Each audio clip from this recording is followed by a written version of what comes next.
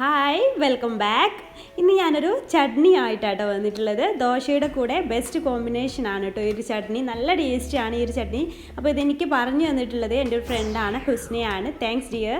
അപ്പോൾ ഞാൻ കഴിഞ്ഞ ദിവസം ഒരു റവ ദോശ ഇട്ടിട്ടുണ്ടായിരുന്നു. അപ്പോൾ അതിലേക്ക് ഞാൻ ഈ ഒരു ചട്നി തയ്യാറാക്കിയപ്പോൾ ഞാൻ പറഞ്ഞിട്ടുണ്ടായിരുന്നു ഇത് അടുത്തൊരു ദിവസം അപ്ലോഡ് ചെയ്യാമെന്ന്. അപ്പോൾ ആ ഒരു ചട്നിയുടെ റെസിപ്പിയാണ് ഞാൻ ഈ കാണിക്കുന്നത്. അതുപോലെ ആ ക്രിസ്പി റവ ദോശ കണ്ടിട്ടില്ലാത്തവർ ഡിസ്ക്രിപ്ഷൻ ബോക്സിൽ ഒന്ന് ചെക്ക് ചെയ്താൽ മതി കേട്ടോ. അപ്പോൾ ഈ ഒരു ചട്നി എങ്ങനെ തയ്യാറാക്കിയെടുക്കുന്നതെന്ന് വെച്ചാൽ ആദ്യം ഒരു പാൻ വെച്ചിട്ട് അതിലേക്കൊരു ടേബിൾ സ്പൂണ് വെളിച്ചെണ്ണ ഒഴിച്ച് കൊടുക്കുക. വെളിച്ചെണ്ണ നന്നായിട്ട് അങ്ങ് ചൂടായിട്ട് വരുമ്പോൾ അതിലേക്ക് ഒരു വലിയ സവാളയാണ് കേട്ടോ ഞാൻ ചേർത്ത് കൊടുക്കുന്നത്. അപ്പോൾ ചെറുതാണെങ്കിൽ 2 എണ്ണമൊക്കെ എടുക്കാം. അപ്പോൾ അത് അതിലിട്ടിട്ടൊന്ന് വഴറ്റിയെടുക്കുക. അത് തിന്നായിട്ട് അരിഞ്ഞെടുത്തിട്ടൊന്നുമില്ല കേട്ടോ. അതിലേക്ക് ആവശ്യത്തിന് ഉപ്പും കൂടെ ചേർത്ത് കൊടുത്തിട്ടുണ്ട്. അത്യാവശ്യം കട്ടിയിൽ തന്നെയാണ് അരിഞ്ഞെടുത്തിട്ടുള്ളത്.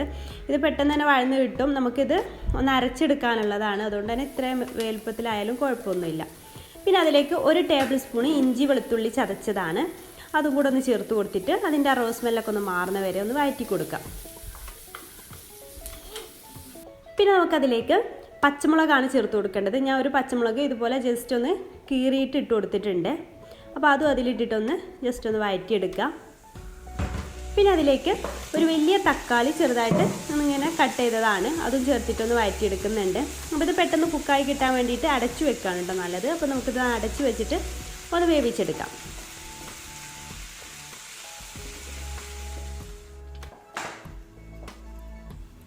ചെറുതാണെങ്കിൽ 2 തക്കാളി വരെയൊക്കെ എടുക്കാം കേട്ടോ. അപ്പോൾ ഇത് ഏകദേശം ഒന്ന് കുക്കായിട്ട് വന്നിട്ടുണ്ട്. തക്കാളിയൊക്കെ നന്നായിട്ട് വെന്തിട്ട് ഉടഞ്ഞ് വന്നിട്ടുണ്ട് കേട്ടോ.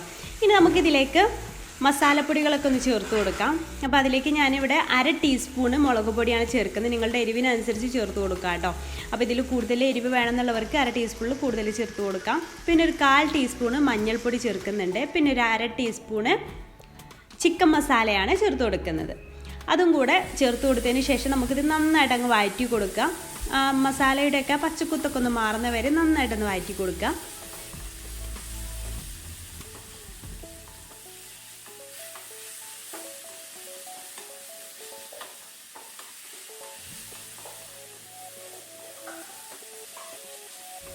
പിന്നെ അതിലേക്ക് മെയിനായിട്ടൊരു കാര്യം ചേർക്കാൻ മറന്നു പോയിട്ടുണ്ടായിരുന്നു.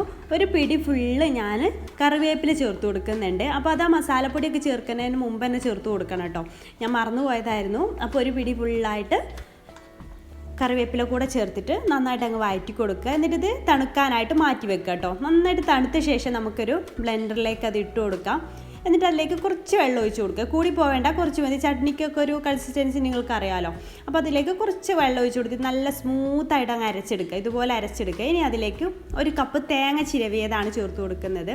പിന്നെ നമുക്കത് വല്ലാണ്ട് അരച്ചെടുക്കരുത് കേട്ടോ. പിന്നെയും കുറച്ച് വെള്ളം ഒഴിച്ച് കൊടുക്കുന്നുണ്ട്, കൂടി പോവരുത്. പിന്നെ നമുക്ക് ജസ്റ്റ് ഒന്ന് ഗ്രൈൻഡ് ചെയ്തെടുത്താൽ മതി.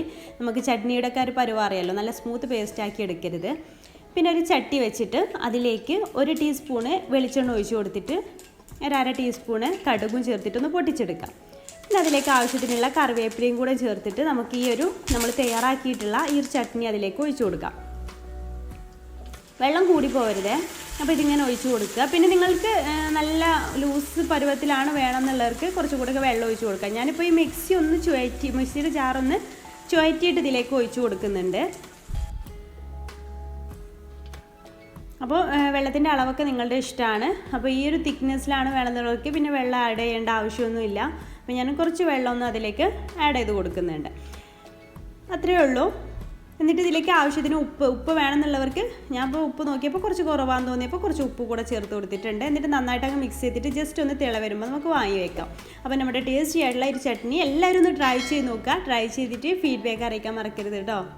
പിന്നെ ഈ വീഡിയോ നിങ്ങൾക്ക് ഇഷ്ടമാണെങ്കിൽ ലൈക്ക് ചെയ്യാനും ഷെയർ ചെയ്യാനും മറക്കരുത്. പിന്നെ അതുപോലെ എൻ്റെ ചാനൽ ഇതുവരെ സബ്സ്ക്രൈബ് ചെയ്യാതെയാണ് നിങ്ങൾ കാണുന്നതെങ്കിൽ പ്ലീസ് ഒന്ന് സബ്സ്ക്രൈബ് ചെയ്തേക്കണേ. സബ്സ്ക്രൈബ് ചെയ്യുമ്പോൾ തൊട്ടടുത്തുള്ള ബെല്ലൈക്കണും കൂടെ ഒന്ന് പ്രസ് ചെയ്യുക. അത് പ്രസ് ചെയ്യുമ്പോൾ ഓൾ എന്ന ഓപ്ഷൻ പ്രത്യേകം സെലക്ട് ചെയ്യുക കേട്ടോ. അപ്പോൾ ഇൻഷാ അല്ലാഹ് അടുത്തൊരു ദിവസം നല്ല റെസിപ്പി ആയിട്ട് നമുക്ക് കാണാം. താങ്ക്